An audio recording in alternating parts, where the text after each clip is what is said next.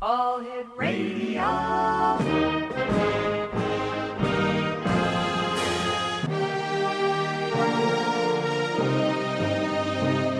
Welcome to the X Zone, a place where fact is fiction and fiction is reality. Now, here's your host, Rob McConnell.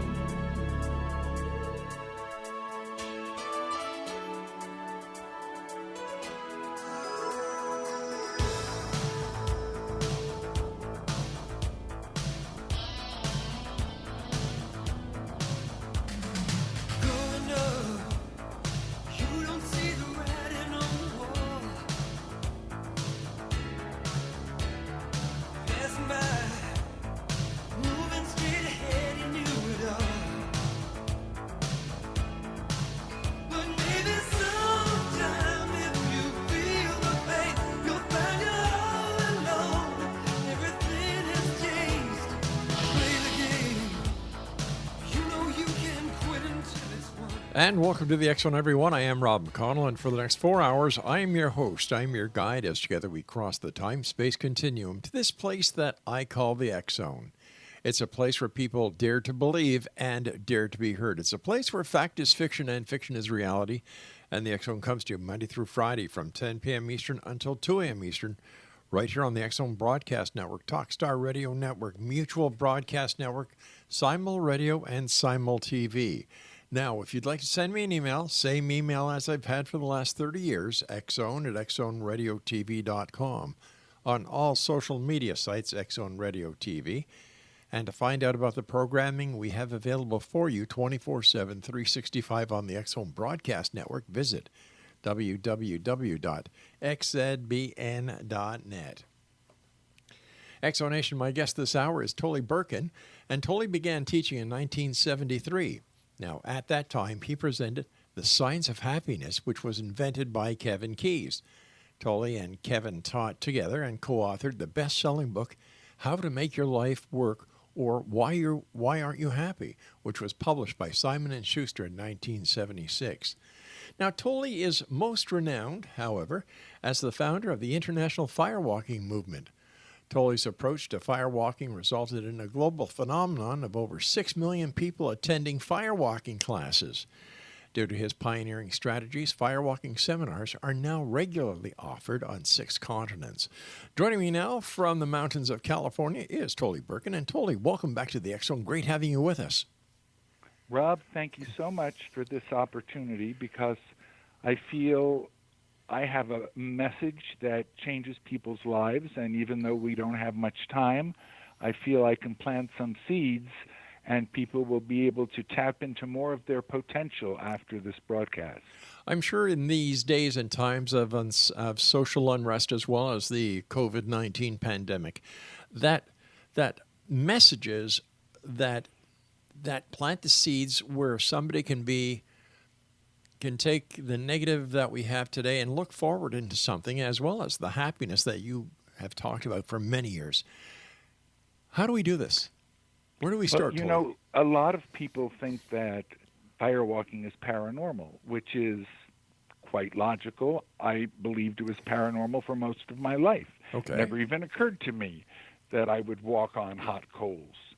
And after having done this, it shows anybody that there's more to life than we realized, and that what we thought was paranormal is actually normal, and that we have within ourselves the capacity to do things that we might not have ever dreamed we could do.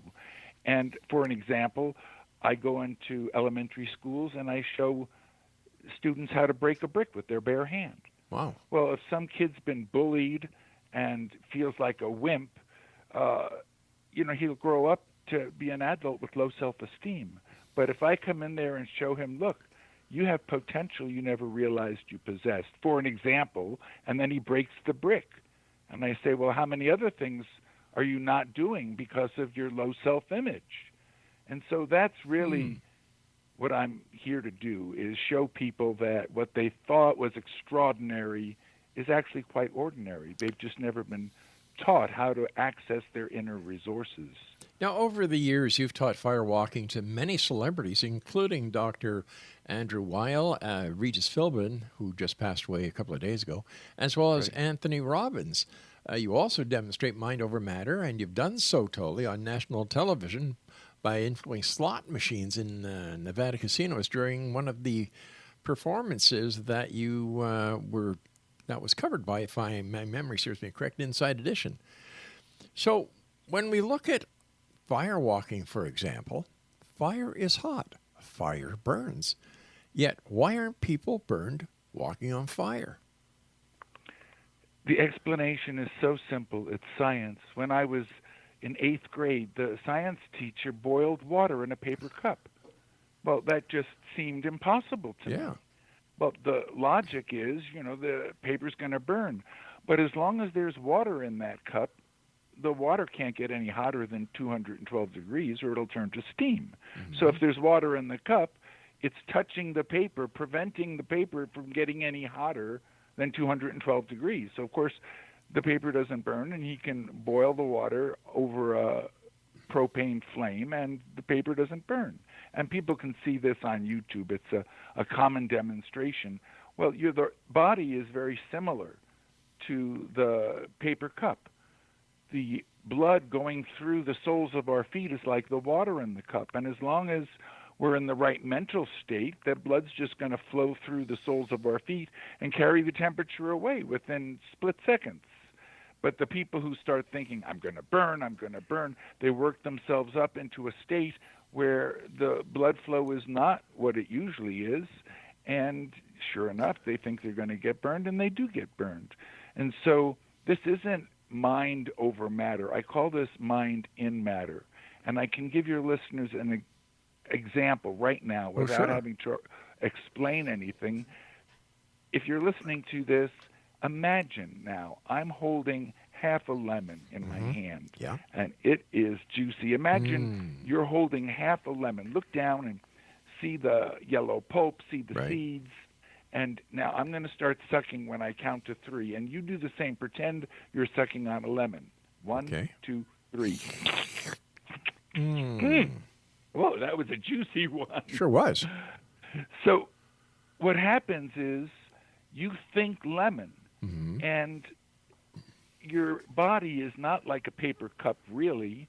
Your body has a mind in it, and every cell in your body is connected to a nerve. And every nerve in your body is connected to the brain, and we just showed you how the brain can be influenced by the mind. And I could go on and, use some descriptive sexual fantasies and show people this is mind and matter. Look, I play with your mind, and your blood pressure goes up, your body temperature goes up.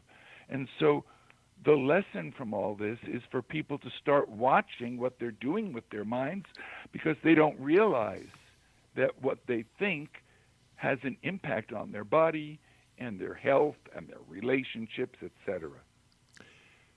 How do you teach people to influence slot machines in Las Vegas? Now, this has got my interest up because my wife usually loses. In fact, 99.9999999% of the time she loses.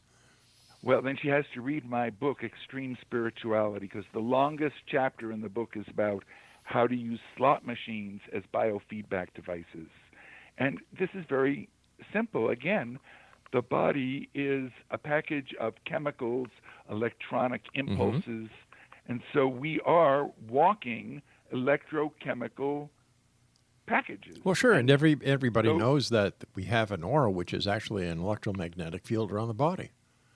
And if you're at the fruit stand in the market and the guy, at the next batch of fruit just had a fight with his wife, and he's so pissed off, he's just emanating his hostility and his anger, and you can feel it without him saying a word. Likewise, if he had just made love with his wife and he's blissed out, and you can feel that he's, at peace and ecstatic.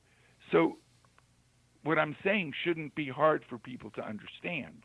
And if you're standing next to a slot machine, obviously it's an electronic device.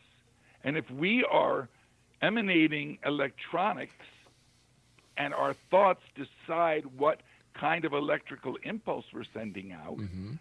We've done this on Inside Edition, and the reporter at the end of the session, he said, well, look, the numbers don't lie. And when you think Mm-hmm. positive thoughts, when you think about loving and serving and enjoying life, you're in a different electromagnetic state. And if you pull the lever on the slot machine, statistically, we've shown that more often than not, you'll win. Fascinating. And this is the impetus for people to start looking at their thoughts and realizing, wait a minute, it's not what happens to me, it's what I think about it that determines whether I'm going to get sick and go into a negative state, or whether I'm going to say, okay, this is a lesson, I'm going to learn the lesson and go on and be a bigger person for it. Sounds like that old saying, if you confess it, you will possess it. Yeah, yeah. All right, Tolly. And again, please. they tried to show I was a fraud on national TV, and they absolutely proved that what I was doing was legitimate, because the reporter did everything he could to see if he could bollocks what I was trying to show everybody. And he wound up, here's what we did. Tolly, we've got to take our first break. Please stand by. Exonation, Okay. Tolly Burkan is our special guest. His website is tollyburkan.com. That's TOLLYBURKAN.com. Wow, this is the X Zone. I am Rob McConnell. We're coming to you from our broadcast center and studios in Niagara, Ontario, Canada. Tolly Burkan and I will return on the other side of this break as we continue here in the X Zone. Don't go away. Everything has changed. Play the game. You know you can quit until it's won. Soldier on. Only you can do what must be done.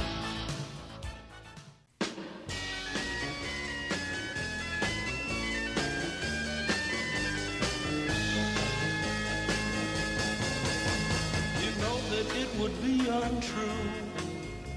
You know that I would be a liar if I was to say to you, girl, we couldn't get much higher. Come on, baby, light my fire. Come on, baby, light my fire. Try to set the night on fire. The time to Tolly Burkan is my guest this hour. Exonation, www.tollyburkan.com. And you've probably seen Tolly on, let me see, just some of the major shows that he's been on include Donahue, Regis, Geraldo, and Mythbusters, as well as Inside Edition that we were talking about in the first segment. What do people say, like this Inside Edition reporter, after, the experiment that you did with the slot machines? And what do other reporters say? Let me take people back to where we were right before the break. Okay. We were in a Nevada casino. Yes. And we were using the slot machines Yep. as biofeedback devices so people could see a material demonstration that when they think negative thoughts, it's a lot different than when they think positive thoughts. Right. So the reporter from Inside Edition was such a doubter. He was so negative when he got there, and he just couldn't believe that his thoughts were going to have some kind of power that you could measure. And so I have, just for this purpose, a grip meter. And this is what medical doctors use after someone's had a stroke and they're in physical therapy. They have this grip meter so that the doctor can see their progress and how their strength is developing week after week. And so we had everybody in the seminar bombard this guy with negative thoughts. Isn't this the most ugly man you've ever seen in your life? Look at his poor posture. I bet he's a terrible lover. And I asked the guy to start thinking things like, I'm not a success. I'm a failure. I'm weak. And then I said, okay, now pull the grip meter. And we measured the strength of his grip, and he's pulling it as hard as he could. Then we had the group bombard him with great positive thoughts. He must be a great lover. Look how handsome he is. Love the way he dresses. And now we asked the reporter to start thinking thoughts like, I'm strong, I'm intelligent, I'm magnetic. And then he pulls the grip meter, and there was a huge difference in his physical strength. And so what we demonstrated was that your thoughts are going to determine the outcome of whatever you do. When people walk up to the brick and I say, I'm going to have you break the brick, if they say, well, I can't, well, that's self-fulfilling. Then they can't. But if they say, I can, I will, I must, they manufacture the strength so that they can do it. And here's what your listeners can do so that they can benefit from what we're discussing and apply it to their lives. If I hit a dog on the foot with a stone, the dog is aware of pain in its foot. But if I hit one of your human listeners on the foot with a stone, of course they're aware of pain in their foot, but they're the only animal on earth that can be aware that they're aware of pain in their foot. They can be aware that they are aware. And once somebody gets that this is what really makes us different from all the other animals, we can start watching our thoughts like we're in a movie theater and they're on the screen. And we can start seeing the connection. Wow, when I think those kinds of thoughts, look at the results. When I think these kinds of thoughts, well, I'm getting a lot different results. And this is the big step, because now people no longer feel like a victim. They can't blame the government or their parents or their religion. They have to start taking personal responsibility. And once they start watching their thoughts, they'll start changing the thoughts that they see don't serve them. That's the purpose of my work. After two attempted suicide in your 20s, how were you able to turn your life around? What was it that one day clicked with you, Tolly? Well, you know, Rob, I'm going to talk about myself, because my life, I feel I've had this very dramatic life because I was going to become a public person, and my life would teach other people. I was so depressed that I twice tried to kill myself. Yeah. And then 47 years ago, a doctor said, you know what? You're suffering from clinical depression, and he put me on mega vitamin therapy. Your listeners, if they're depressed, I mean, there's a lot of depression out there, Rob. Sure People is. are on opioids and painkillers trying to block out the negative thoughts and the depression and the bad feelings. And what I'm saying is, look, take responsibility. Go online, whatever your browser is, and type in clinical depression plus megavitamins. And again, we're electro-biochemical entities, and if you change the chemical composition of what's going on inside of us, then you change the chemical composition of everything, including the brain. And if we're not able to make dopamine and serotonin, we're not going to be happy. We're going to be depressed. So the first thing I encourage people to do is, if they're suffering from depression, not to blame anyone, but instead of playing the victim, say, okay, I'm going to get online and I'm going to find out how I can chemically help myself, and then read my books, because it's not just changing your body chemistry. You have to change the way your mind works. And I've been taking these mega vitamins every day for 47 years. I'm 72, and for 47 years I haven't thought about killing myself. So I want people to follow in my footsteps. I'm trying to lay out a blueprint on how I did it, how I went from, I was so depressed, the first time I attempted suicide, my heart stopped beating. Oh, for God's They had to sake. revive me. And Rob, you can't get any more depressed than being dead. So, look at who's telling you this. Somebody who really did turn his life around. And one of the big things was, my brother took me to his meditation teacher, and she said, well, why would you want to kill yourself? And I said, I'm in so much pain, I don't even want to get out of bed. And she goes, oh, poor boy, where's the pain? Is it in your head? Are you getting headaches? You getting chest pain? I said, no, it's not in my body. She said, dummy, don't kill your body. You'll still be miserable. Wait until you're happy. Then kill yourself. Well, what she said made total sense, even though it made no sense at all. And for the first time, I got that, oh my goodness, I could kill myself, I'd still be miserable. And then I met You called him Kevin Kais. His name is Ken Kais. I met Ken Kais. He was so happy. It was radiating off of him, Rob, like sunlight. And he's a quadriplegic. I couldn't believe my eyes.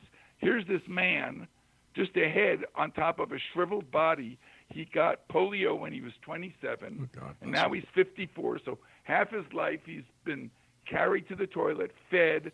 His teeth had to be brushed. Someone had to dress him and wash him. And here he is happy. And I'm thinking, well, what's going on in my life that I'm so miserable? Yeah. I mean, he's got something to really be miserable over, and he's incredibly happy. And so he taught me.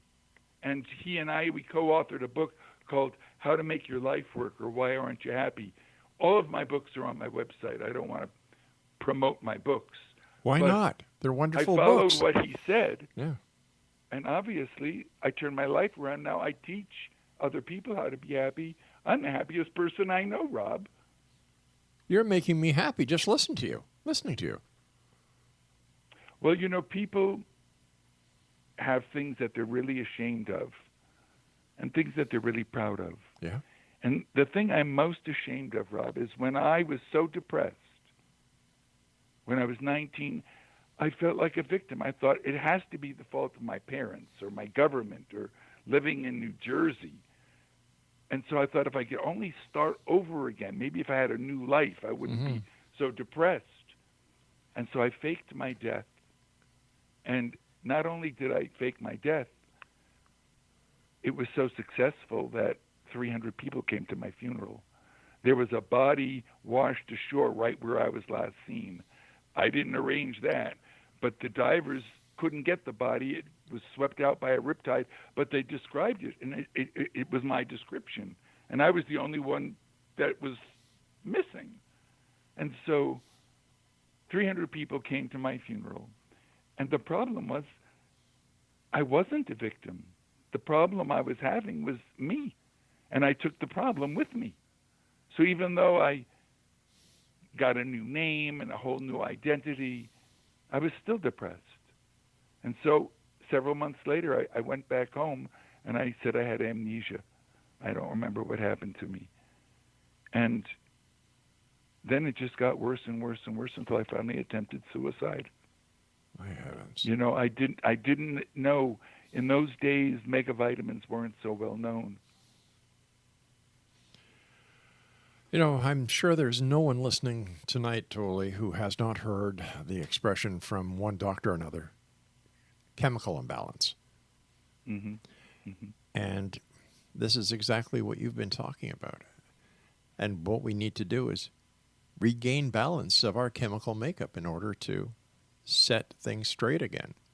Listen, you and that's I... just the first step, Rob. Yeah. I mean, it's because we're a mind-body, and mind-body medicine doesn't just focus on the body. I got You have that. to take charge of watching your thoughts, because it's not what happens to you, Yeah. it's what you do about it. All right, stand by, my friend. You and I have to take our news break at the bottom of the hour. Always great talking to you, Tolly. Exonation, Tolly Burkan is our special guest, www.tollyburkan.com. And all his great books, and they are great books, and I'll promote his books, are on his website, tollyburkan.com. Come on, baby, light my fire. Come on, baby, light my fire. Try to set the night on fire. The time to hesitate is through. No time to wallow in the mire. I dig rock and roll music and love to get the chance to play and sing it. I figure it's about the happiest sound going down today. The message may not move me or mean a great deal to me, but hey, it feels so groovy to say. I dig the mamas and Welcome back, everyone. Tolly Burkan is my guest this hour, www.tollyburkan.com. All right, so Tolly, we've talked about the chemical aspect, and we talked about the chemical supplements and how it's important to bring our chemical balance back to the best it can be.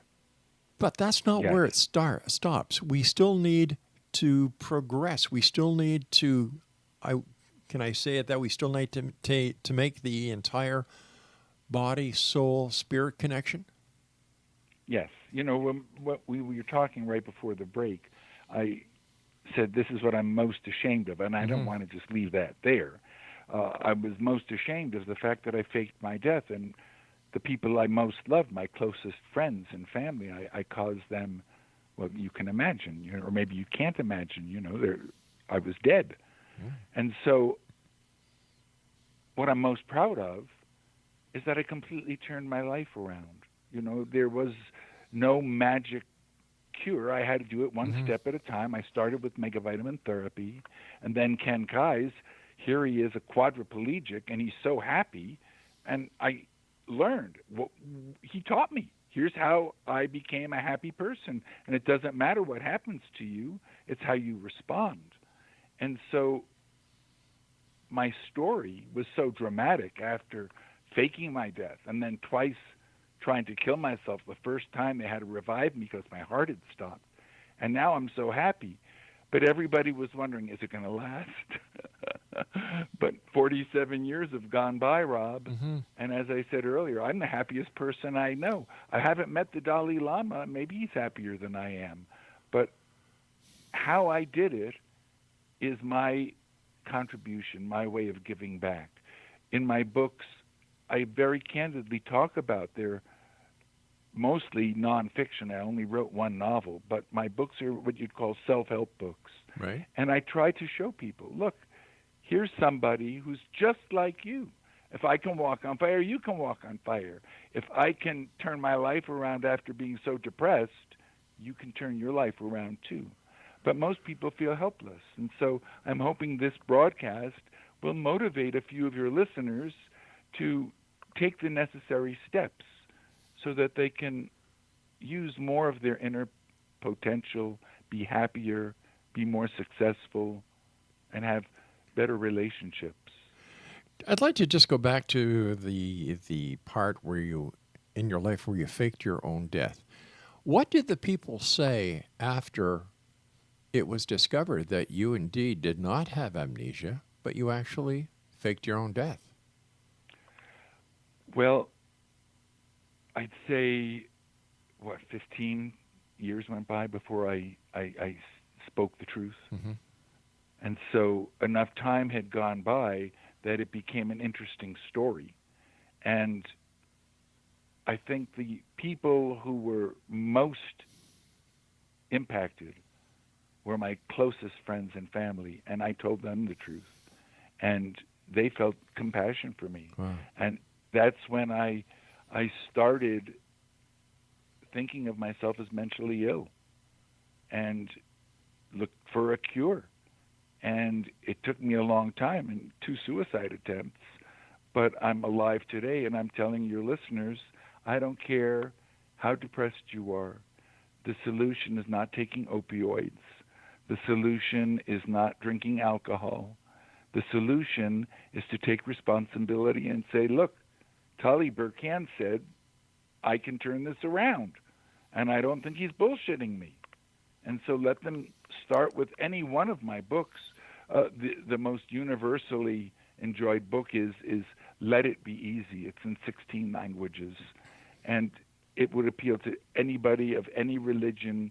You can give it as a gift to friends. It doesn't mention firewalking. It's very linear. It's even in Christian bookstores. And if people can relate to what I'm trying to convey, well, then they can read another book. And I'm not the only self-help author. They can read a book like Creative Visualization by Shakti Gawain. I'm not promoting my books or any author. I'm promoting a state of mind. And I'm saying to people, whatever author speaks your language, pursue this. Because I absolutely am a walking testament that people who are so depressed, and as I said, you can't get more depressed than killing yourself. And here I am saying to you, look, I'm no different than you are. No matter how bleak and black it seems, there's resources in you that you've never even thought of using before. But here we are in a very, very ominous part of our lives, not just individuals, but entire countries being faced with a devastating pandemic, a financial ruin. People are unemployed. Families are breaking up. Bankruptcies are us. The amount of stress on people today, Tolly, I don't think has ever been encountered before. Well, I beg to differ with you, Rob. Okay. You know, we've been through the yellow fever and the bubonic plague and AIDS. You know, there's been a lot of situations that have stressed us out. And I don't see this as a bad thing. I see, and this is not my perspective, this is an Oriental perspective, that catastrophes are opportunities. And I believe unless we get tested, we never really understand what resources we can bring to bear. And there's no practical application for firewalking. Why would somebody want to do it? Because once they've done it, they realize, you know, this wasn't anything more than a challenge. And the same way that a person who walks across fire uses that challenge, they can use the COVID-19 in the exact same way. No matter how challenged you've been, your financial challenges, whatever it is, it's not what happens to you, it's what you do about it. But how do we get people to the state of mind where they can actually rationalize and understand what you're talking about? Well, I would say you've got to maybe start by reading one of my books in the comfort of your armchair. Yep. I wouldn't say that next week you should sign up for a firewalk or go skydiving or neither would hang-gliding. I'm saying take baby steps. Baby steps will get you over the mountain. Inch by inch life is a cinch. Yard by yard, it's too friggin' hard. Yeah. It's so hard. It is. It is. Rob, again, I'm not here trying to promote my website or sell my books.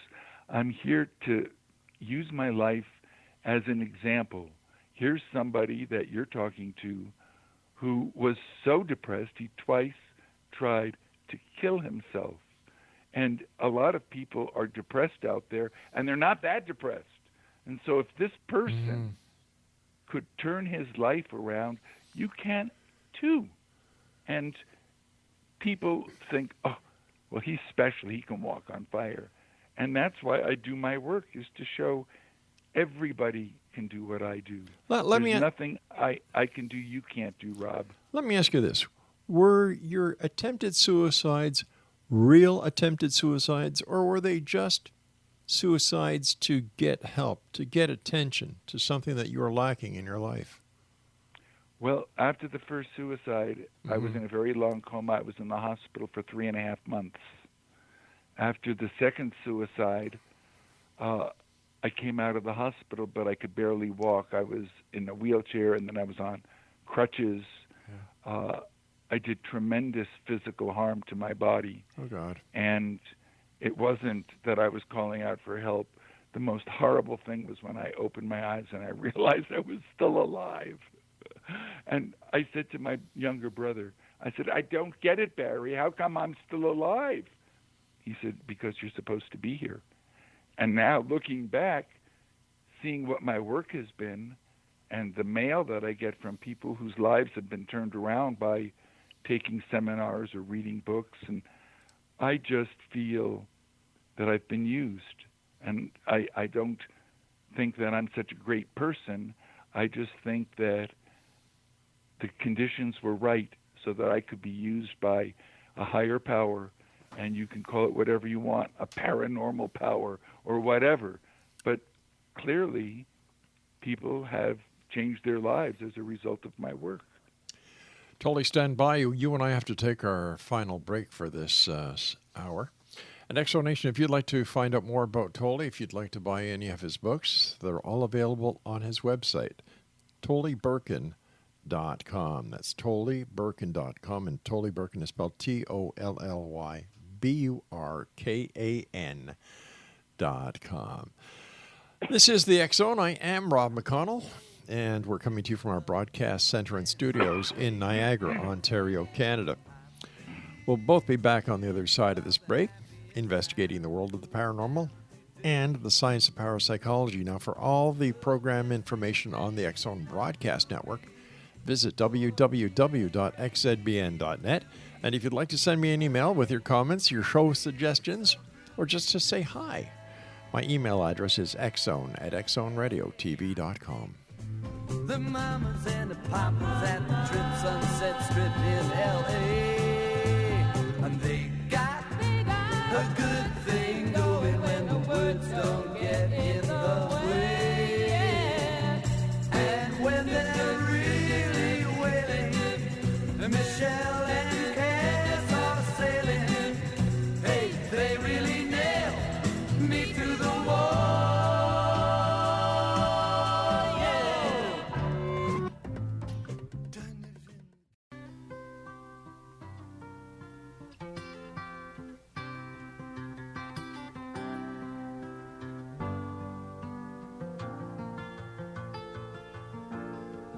Just yesterday morning, they let me know you were gone. Suzanne, the plans they made put an end to you. I walked out this morning and I wrote down this song. I just can't remember who to send it to. I've seen fire and I've seen rain. Seen sunny days that I thought would never. Welcome back, everyone. Tolly Burkan is our special guest, www.tollyburkan.com. First of all, Tolly, thank you so much for joining us, and thank you for all the great work you've done over the years. It's always a great pleasure talking to you.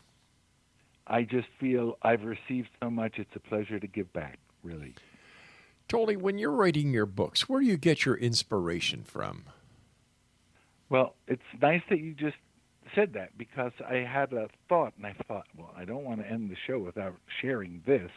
And so I'm going to answer your question at the very end of what I'm about to say. Okay. Because I know a lot of your listeners, they're attracted to the paranormal. And I'm trying to say that a lot of what you think is paranormal is really normal. For an example, Norman Cousins, who's now deceased, but years ago, he had a terminal illness, and he knew about the mind-body connection, and so he got this idea that if he laughed a lot, laughter would change the biochemistry of his body in an effective way.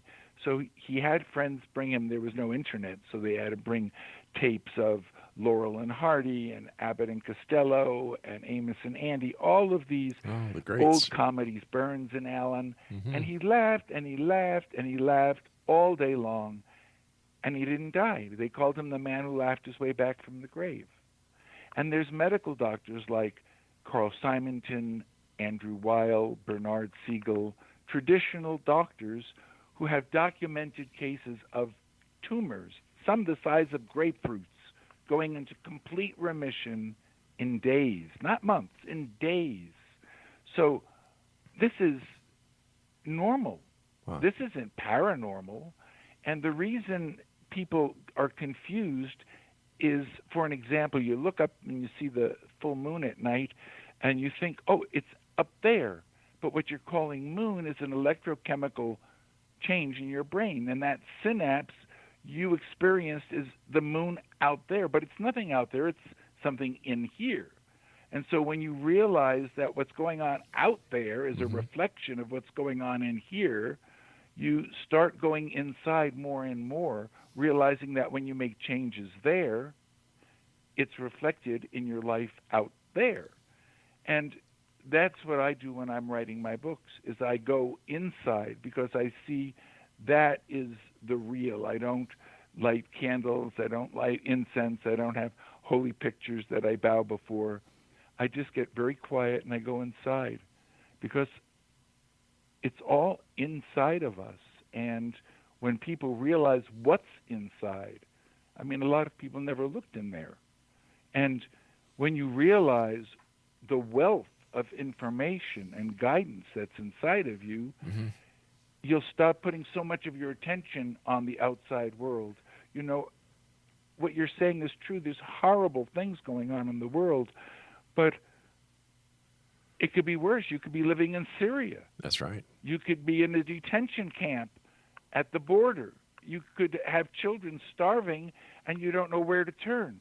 And I have pictures of people who are suffering so that you can feel the distress emanating off of them. And I have them on my computer desktop, lest I ever forget that there's people suffering so. And I'm blessed. You know, whatever's going on in my life, it could be worse. And I'm sure your readers, no matter what, I mean, your listeners, no matter what's going on in their lives, they understand that it could be worse, much worse. It reminds me of the Michael Jackson song where the man in the mirror has all the answers. Well, you know, gratitude is such an amazing sense. I only have one spiritual practice, Rob, and I've been doing it for 40 years. I get up in the morning and I say, okay, today I'm going to remember as often as I can to be thankful for this. And sometimes I'm just thankful that there's been no forest fire in my area. Sometimes I'm thankful to my appliances for not breaking. But the positive thoughts, the gratitude and the thankfulness, it changes my biochemistry, my electrochemistry. And if I can make myself happy just through this simple little spiritual practice, I know I'm happier and healthier and am enjoying my life as a result of that very simple practice. Anybody can do it. Just take one thing in the morning and say, as often as I can remember, I'm going to be grateful for this all through the day. And it puts you in your heart, and you feel the difference when you're in gratitude than when you're in anger. It's a lot different. You know, you start seeing fear and anger and all of those things as something you can control with your thoughts, and you go, I don't want to do that to myself anymore. Tolly, why don't they teach this kind of thinking in schools? This would make give the children a good chance, and it would help make a better world. I did for many, many years, brought these programs that brick breaking and what I'm talking about here into elementary schools, because I thought if you can give this to kids at an early age, then it will shape the way they grow. And that's why some of my books can be easily read by teenagers. In fact, on Facebook yesterday, a woman says, I have a 13-year-old daughter. She just talks about killing herself. She's so depressed. And I said, have her read Dying to Live. It's for adults, but she'll understand it. And I said, well, if you go to read Dying to Live, you got to put my name next to it, because when I wrote the book, it was the only one with that title. And now there's 20 books that copied my title, because you can't copyright a title. So I feel if this girl at the age of 13 can absorb even just a few of the thoughts that I put out there in the book, it could shock her into realizing that she's responsible for her life, that she can do the things necessary to change her life, that she's not a victim. And the problem is most people, when they're suffering, they feel victimized. They don't realize that they could be just like Ken Kai's, a quadriplegic in a wheelchair for 27 years. Happiest man I ever met in my life. Tolly, with all the people that you speak to throughout the years, in your opinion, what is the number one cause of youth depression?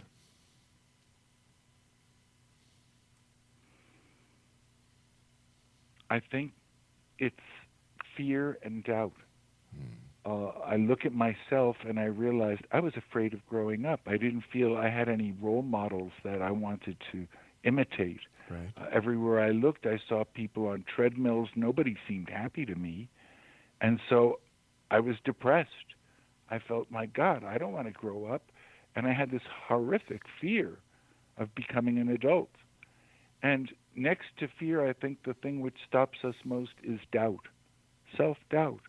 And in a firewalk or a brick-breaking seminar, people look at their fears and they look at their doubts, Because as long as you stash them away and try to pretend they're not there, they just keep eating away at you and prevent you from using your full potential. And so in reading my books, people resolve a lot of their doubts, a lot of their fears. And I should mention one thing.